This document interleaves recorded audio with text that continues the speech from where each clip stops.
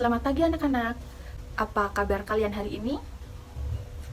Nah, pada pagi hari ini belajar lagi bersama Bu Maya ya.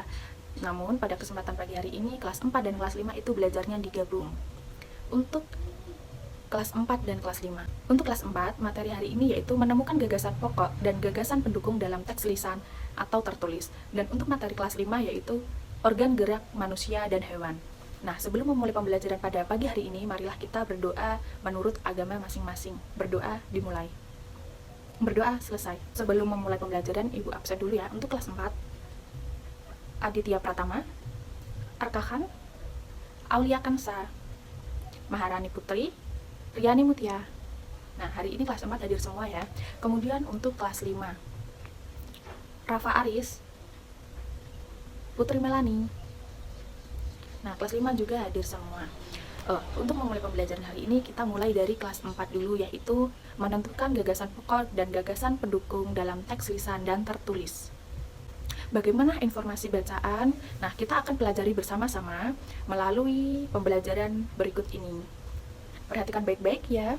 Apabila perlu, kalian catat di dalam buku tulis kalian agar kalian selalu ingat materi pembelajaran yang kita pelajari hari ini. Bagaimanakah menemukan informasi bacaan? Nah, kita akan pelajari bersama-sama melalui pembelajaran hari ini. Perhatikan baik-baik ya. Apabila perlu, kalian catat di buku tulis kalian agar kalian selalu ingat pada materi pembelajaran yang kita pelajari hari ini. Nah, bagaimanakah cara menemukan informasi bacaan? Cara menemukan informasi bacaan yang pertama yaitu membaca teks. Bacalah teks dengan cermat, teks bacaan dari mulai atas sampai bawah teks. Kemudian yang kedua yaitu kalimat utama. Carilah kalimat utama setiap paragraf. Yang ketiga, gagasan pokok. Carilah gagasan pokok dari kalimat utama yang sudah kalian temukan. Yang keempat, yaitu kata kunci. Carilah kata kunci, yakni kata yang paling sering muncul di dalam paragraf atau bacaan. Dan yang terakhir adalah membuat pertanyaan. Buatlah pertanyaan dan cari jawabannya di dalam bacaan. Jawaban tersebut merupakan informasi penting yang ada di dalam bacaan. Sebelum membuat pertanyaan, kita akan belajar dulu tentang kata tanya. Apa sih kata tanya? Nah, kata tanya bisa disingkat dengan kata adik Simba berapa. A untuk apa? Misalnya, benda apa yang sedang kamu bawa? Apapun kegiatan apa yang kamu lakukan di pagi hari? Jawaban dari kata apa yaitu berupa kata benda, hewan, alat, kegiatan, maupun akibat. Di untuk di mana? Misalnya, di mana rumahmu? Jawaban dari pertanyaan kata tanya di mana yaitu berupa tempat keberadaan. Kita lanjutkan untuk kapan. Misalnya, kapankah kamu berulang tahun? Jawaban dari pertanyaan dari kata kapan yaitu berupa keterangan waktu. Kita juga bisa kemana. Misalnya, kemanakah kamu akan pergi? Jawaban dari pertanyaan dari kata tanya kemana yaitu berupa tempat tujuan. Kemudian si untuk siapa. Misalnya, siapa nama ibumu?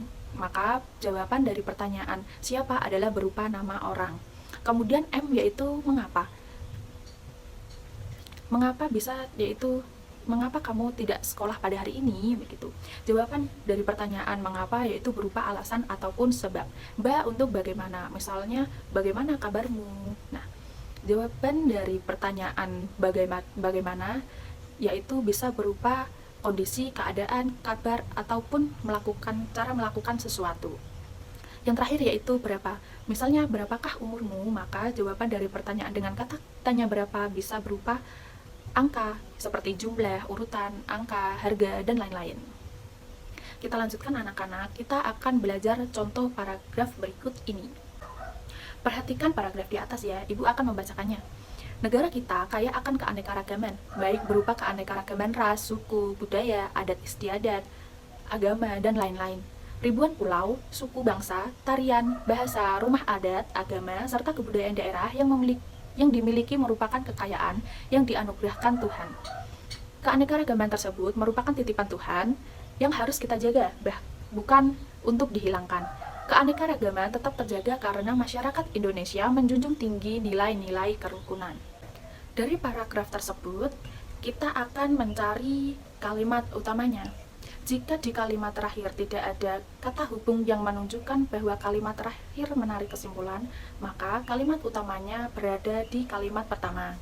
Seperti yang digaris bawah pada layar, kita lihat kalimat terakhirnya tidak ada kata jadi, maka Dengan demikian, oleh karena itu, oleh sebab itu, maka kalimat utamanya berada di kalimat pertama, yakni negara kita kaya akan keanekaragaman, baik berupa keanekaragaman ras, suku, budaya, adat istiadat, agama, dan lain-lain. Gagasan pokok pada paragraf, kita lihat kalimat utamanya. Gagasan pokok itu bisa sama dengan kalimat utamanya ataupun kita bisa menyingkat kalimat utama tersebut.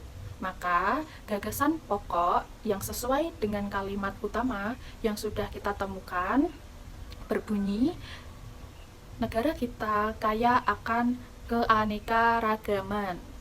Seperti itu gagasan pokok yang ada di dalam paragraf. Nah, kita bisa menyingkat sampai pada kata keanekaragaman. Seperti itu anak-anak. Baik berupa keanekaragaman ras, suku, budaya, adat istiadat, agama, dan lain-lain, itu bisa kita hilangkan karena itu fungsinya adalah keterangan kalimat. Kita lanjutkan, kita akan mencari kata kunci atau kata yang paling sering muncul. Nah, kata yang paling sering muncul adalah kata keanekaragaman. Karena kata keanekaragaman muncul hingga 3 kali di dalam bacaan. Maka, kata kunci yang sesuai dengan bacaan adalah kata keanekaragaman. Kemudian kita lanjutkan dengan cara membuat pertanyaan. Kita akan mencari informasi bacaan. Dari bacaan yang baru saja kita baca, kita bisa membuat pertanyaan. Yang pertama yaitu, apa sajakah kekayaan negara Indonesia? Nah, kita cari di dalam bacaan. Ternyata jawabannya adalah berbunyi, negara kita kaya akan keanekaragaman, baik berupa keanekaragaman suku, ras, budaya, adat istiadat, agama. Yang kedua, mengapa keanekaragaman bangsa Indonesia tetap terjaga? Kita cari jawabannya di dalam bacaan. Ternyata jawabannya adalah keanekaragaman tetap terjaga karena masyarakat Indonesia menjunjung tinggi nilai-nilai kerukunan. Yang ketiga, bagaimana sikap kita terhadap keanekaragaman bangsa Indonesia? Kita cari jawabannya lagi di dalam bacaan. Kita cari jawaban yang sesuai dengan bacaan. Maka jawabannya sesuai adalah keanekaragaman harus kita jaga, bukan dihilangkan. Dari ketiga pertanyaan tersebut, kita mendapatkan 3 jawaban. 3 jawaban tersebut merupakan informasi penting yang ada di dalam bacaan.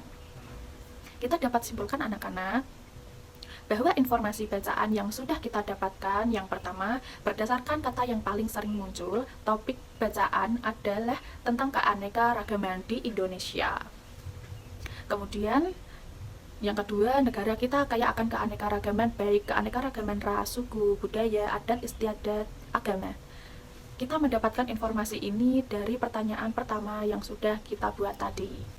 Nah, dari penjelasan Ibu tadi, apakah ada yang ingin ditanyakan untuk kelas 4? Apakah ada yang belum paham? Sudah semua ya. Nah, setelah kita belajar tentang materi tadi, jika tidak ada yang ingin ditanyakan, Ibu akan membagikan LKPD untuk mengetahui seberapa pemahaman kalian tentang materi atau pembelajaran hari ini. Nah, bisa kalian kerjakan dengan teliti, kemudian nanti jika sudah dikumpulkan ke depan. Untuk kelas 4, silahkan dikerjakan dulu ya. Nah, Ibu akan melanjutkan pembelajaran pada pagi hari ini, yaitu kelas 5, tentang organ gerak manusia dan hewan. Perhatikan pembelajaran pada hari ini, Ibu Guru akan menyampaikan materi singkat tentang organ gerak manusia dan hewan. Apakah kalian sudah siap kelas 5? Jika sudah, coba cucuk yang baik dan perhatikan penjelasan dari Ibu ya. Baiklah anak-anak, salah satu ciri dari makhluk hidup adalah bergerak. Secara umum, gerak dapat diartikan berpindah tempat atau perubahan posisi sebagian atau seluruhnya bagian dari tubuh.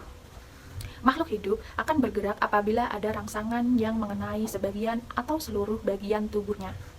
Manusia dan hewan memiliki alat gerak atau organ gerak. Organ gerak adalah alat-alat gerak pada makhluk hidup yang berfungsi untuk berjalan, berlari, melompat, berenang, terbang, dan yang lain sebagainya.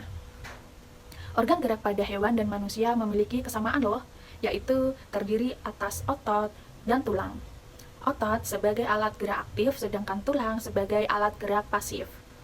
Kedua alat gerak ini akan bekerja sama dalam melakukan pergerakan. Kerjasama antar kedua alat gerak tersebut membentuk suatu sistem yang disebut dengan sistem gerak. Otot disebut alat gerak aktif karena otot memiliki suatu senyawa kimia yang membuatnya dapat bergerak. Pada saat otot bergerak, dan karena otot menempel pada tulang, maka tulang pun ikut bergerak. Otot tersebutlah yang membuat tulang bergerak, ya. Tulang disebut alat gerak pasif karena tulang tidak dapat bergerak dengan sendirinya. Tanpa adanya alat gerak aktif yang mempengaruhi tulang, maka tulang pada manusia dan hewan akan diam tidak dapat bergerak. Dan organ gerak pasif pada manusia terdiri dari organ gerak bagian atas, yaitu tangan, yang berfungsi sebagai memegang, mengambil, memukul, dan lain sebagainya. Dan organ gerak bagian bawah, yaitu kaki, berfungsi untuk melangkah, melompat, menendang, berlari, dan lain sebagainya. Jika manusia mempunyai tangan dan kaki yang membantunya bergerak, pada hewan selain tangan dan kaki, ada pula hewan yang bergerak atau berpindah posisi dengan kedua sayapnya, siripnya, perutnya, atau juga ototnya. Berikut ini contoh-contohnya, perhatikan ya. Hewan yang bergerak dengan kaki diantaranya yaitu kuda, sapi, kambing, kerbau, kucing, dan lain-lain.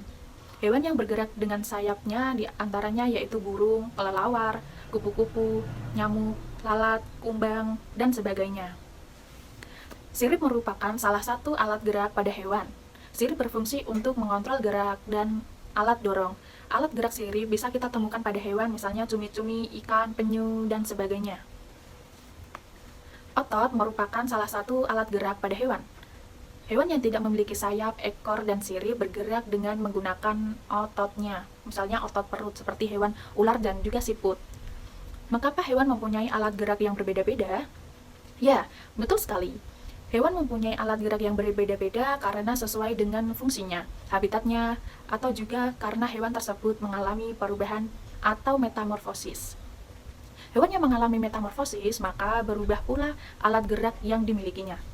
Kupu-kupu misalnya, larva kupu-kupu atau ulat, maka alat geraknya adalah kaki-kakinya. Namun, setelah menjadi kupu-kupu, alat geraknya berubah menjadi kaki dan juga sepasang sayapnya yang indah. Demikian juga dengan katak. Saat masih menjadi berudu, ia bergerak menggunakan siripnya. Namun, setelah menjadi katak dewasa, maka alat geraknya adalah kaki berselaput untuk melompat dan berenang. Sekarang coba perhatikan kaki pada katak, kadal, dan kelinci berikut ini. Apakah ada perbedaannya? Ya, tentu ada. Karena katak menggunakan kakinya untuk melompat, sedangkan kadal untuk merayap dan kelinci untuk melompat. Hal yang sama juga terdapat pada kaki-kaki hewan burung. Kaki pada hewan burung juga berbeda-beda sesuai dengan fungsi dan kegunaannya. Demikianlah pembelajaran kita hari ini. Apakah ada yang ingin ditanyakan? Apakah ada yang belum paham? Kita tadi sudah belajar tentang organ gerak manusia dan hewan. Nah, tentunya memiliki kesamaan ya pada manusia dan juga hewan. Manusia bergerak menggunakan tangan dan kakinya. Kemudian ada pula hewan yang sama dengan manusia berpindah dengan menggunakan tangan dan kakinya. Contohnya yaitu tadi kuda, kambing, kucing, dan lain-lain. Nah, sampai di sini apakah ada yang ingin ditanyakan untuk kelas 5? Apabila tidak ada dan semua sudah paham, Ibu kasih LKPD lagi sama seperti tadi kelas 4 untuk mengetahui tingkat pemahaman kalian. Ibu bagikan. Nah, sudah Ibu bagikan, silahkan kalian kerjakan dengan baik. Nah, untuk kelas 4, apakah sudah selesai mengerjakannya? Sudah. Nah, sekarang kelas 4 membentuk kelompok belajar satu kelompoknya terdiri dari 4 orang, jadi nanti ada 5 kelompok, dan nanti perwakilan salah satu kelompoknya mempresentasikan hasil belajar atau diskusi kalian. Nah, Ibu nanti akan membagikan LKPD-nya lagi untuk masing-masing kelompok, ya. Untuk pekerjaan yang tadi bisa kalian kumpulkan di depan. Sudah. Silahkan kalian berdiskusi, kemudian perwakilan kelompok, 1 orang maju ke depan. Untuk kelas 4, apakah sudah selesai diskusinya? Sudah. Nah, untuk kelompok 1 silahkan maju ke depan untuk mempresentasikan hasil diskusi atau hasil belajarnya. Boleh, Putri, silahkan maju ke depan untuk mempresentasikan. Wah, bagus sekali. Berikan tepuk tangan untuk kelompok 1. Kemudian lanjut kelompok 2, 3, dan 4. Nah, kelas 4 sudah selesai belajarnya. Tadi sudah mengerjakan soal mandiri, kemudian soal kelompok. Untuk kelas 5, apakah soal atau LKPD-nya sudah selesai? Pertanyaannya sudah selesai? Silahkan dikumpulkan ke depan, lalu kita lanjut diskusi seperti tadi kelas 4. Diskusi kelompok, kemudian nanti perwakilan satu kelompoknya maju ke depan untuk mempresentasikan hasil diskusinya. Ibu bagikan ya untuk diskusi kelompoknya. Selesai? Silahkan kelompok 1 perwakilan kelas 5 maju ke depan untuk mempresentasikan hasil belajarnya. Sudah. Wah, bagus sekali presentasi kelompok 1, 2, dan 3 dari kelas 5. Berikan tepuk tangannya semuanya. Nah, tadi kita sudah belajar kelas 4 dan kelas 5, yaitu tadi kelas 4 tentang mencari informasi bacaan dalam teks, dan kelas 5 tadi sudah belajar tentang organ gerak manusia dan hewan. Nah, sekian pembelajaran pada hari ini, semoga bermanfaat. Ibu tutup. Assalamualaikum warahmatullahi wabarakatuh. Selamat berjumpa pada hari berikutnya.